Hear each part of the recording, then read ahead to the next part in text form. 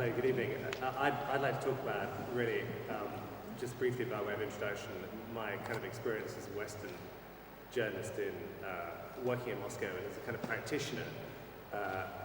Really, just to explain by way of background, I arrived in Moscow in January 2007, and I would say that pretty much within about 4 months of my arrival as the Guardian's Moscow correspondent, it was kind of made clear to me in various ways, both I would say non-officially and officially, that I wasn't very popular. At one point I was summoned to go to Lipman, which is the main headquarters of the FSB. This is all within my first year in 2007.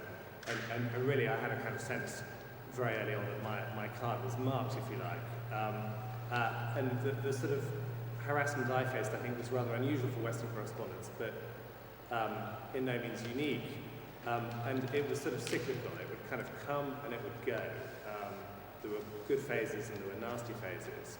And certainly already in 2008, there was a very nasty phase when I was reporting on the war in Georgia from the Georgian side, although I had a colleague, Tom Parfit, who was also reporting from South Ossetia, from, if you like, the kind of Russian controlled zone. And certainly on my return from Moscow, having spent a month covering that war, and really just writing kind of rather impressionistic, rather vivid stories about what I'd seen,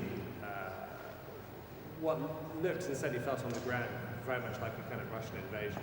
When I got back to Moscow in 2008, in the autumn of 2008, the mood was extremely poisonous, vicious even towards Western journalists. We were basically all CIA spies and kind of enemies, and the sort of Soviet-style rhetoric was deployed. And I had a meeting, I was summoned then by the Foreign Ministry.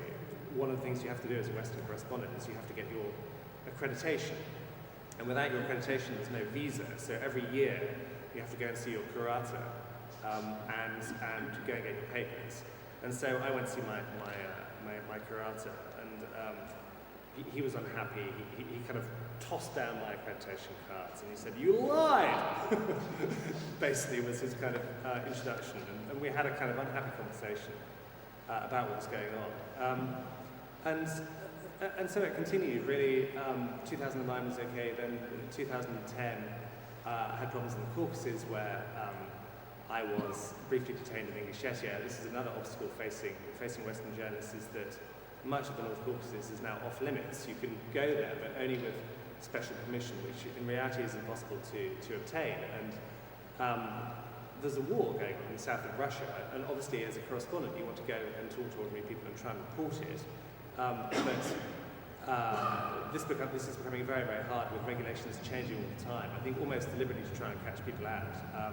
And certainly in the last few weeks, other journalists have been detained down there. The New York Times correspondent has been detained down there, someone from Deutsche Welle, and so on. And then, basically in November of last year, when I flew back to London to work on the secret WikiLeaks cables, there was a fantastically interesting treasure trove of stuff, which I have to say my Russian friends are rather underwhelmed by. They think we knew all this stuff already. But anyway, it's interesting that basically my rather pessimistic view of Russia, if you like, at the moment is shared by the American ambassador, not publicly but privately, and all the stuff he's been sending back to the State Department. But anyway, while I was sitting in London in the Guardian, we have a secret bunker on the 4th room. I was in the secret bunker, and my phone rang, and it was the Foreign Ministry again in Moscow. My accreditation was due to expire, summoning me to an urgent meeting.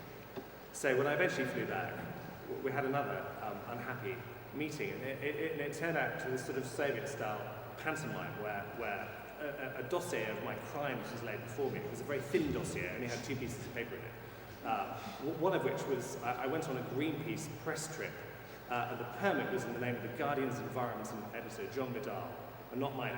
This was crime number 1. And crime number 2 was this incident in Izvestiia when I was legitimately reporting. And at the end of this conversation, basically, that was it. I was told I was being expelled from Russia. My accreditation was not being renewed. The British Embassy intervened at this stage, and having told our kids that we were leaving, having packed up our house, I got another phone call saying I would get a visa until the end of May for 6 months. So basically, I came back, I wrote a book on WikiLeaks with my colleague David Lee, as John mentioned, and then when I flew back in February of this year, with my wife and kids already in Moscow, I made it as far as passport control of Domodedovo Airport, and it's always a strange moment as a foreign correspondent when you go through passport control. But anyway, the woman looked at my passport, she looked rather shocked, she tapped some numbers in, and then she summoned her superior over that they laughed at something, I don't know what was written there, but my passport was taken away, and within about 8 minutes, I was told, in Russian, by a young guy from the Federal Border Agency, Nikolai, Russia is closed for you. And after about 10 minutes, I was in a cell. I was taken to a cell. I found lying in a cell a woman from Congo, awaiting deportation, Tajik guy, 5 blokes from Kyrgyzstan. And then I was back on the same plane within 2 hours that I came from. But I mean, just to generalize what that says, I think I was particularly unfortunate, but I think it does say a few things about where we're heading. One, I think it says that the ruling elite, if you like, I think are extremely nervous ahead of the cycle of elections, Duma elections in December, presidential elections in 2012. Not really about the result, because the outcome is a foregone conclusion, and it's not really an election. But they're worried about their positions. They're worried about their illegal assets abroad. They're worried about which team is going to be on top. I think that's one thing. Another thing, I think, it was clear that the FSB put me on a blacklist, and the Russian Foreign Ministry knew nothing about this whatsoever, and then post facto had to kind of justify it with these ridiculous sort of inventions about how I'd forgotten to pick up a press card and other laughable things. But it seems to me at the moment that the FSB, not only are they kind of the preeminent group, really, power group in Russia, but they don't really appear to be under anyone's control anymore. I mean, certainly not under the control of the presidential administration, maybe under the control of the White House and Mr. Putin's office, but I'm not sure about that. And the third thing that struck me was just really the sheer kind of opaqueness, which is a problem you face as a reporter. I don't know who decided to deport me and put me on a blacklist, whether it was done at a medium level or at the very top. And I suspect I'll never find out. But this is the problem as a journalist, whether a Russian journalist or a Western journalist, as a practitioner. There's very little reliable information. I mean, as we've heard, state TV, there's no real information. And, Moscow, like in Soviet times, has become a sort of place of kind of rumor and half-fact and speculation. Some of it very good, but most of it unverifiable. And just the only other thing I want to say is just about sort of self-censorship, if you like. Not just for Russian journalists, but also for Western journalists.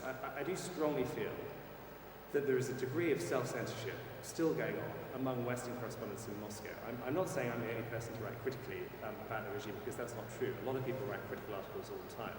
But people know that there are certain things it's best not to write about. You can write about corruption as a metaphysical abstraction or inclination with kind of minor people, but you cannot suggest, as I did in an article on the front page of The Guardian 3 years ago, that people in the Kremlin were alleging that Vladimir Putin is the richest man in Europe and has a fortune of $40 billion. Now, I wasn't saying we knew this for sure, but I was reporting that these leaks were coming out. But that's one to do. You can't write about Putin's money and that of his team. You can write about the situation in the Caucasus, but better if you do it from Moscow and not from Caucasus itself. That's another taboo. And the other big taboo is you cannot write about the security services in Russia. You write about them and you invite all sorts of trouble to your cost. And I think there's some very, very good journalists in Moscow, both Russian and Western. But I think that actually some of the Western organizations, including the BBC, and to a certain extent Reuters and AP, play this game. That there are certain stories they won't touch, that they justify this on the grounds that they must take a nuanced approach of what's going on in Russia. But I think by doing that, they actually avoid telling some uncomfortable truths. And one thing I've discovered is that Russia at the moment, under current media freedom, is not a place for truth tellers. And that's why I'm speaking to you in London and why I'm no longer in Moscow.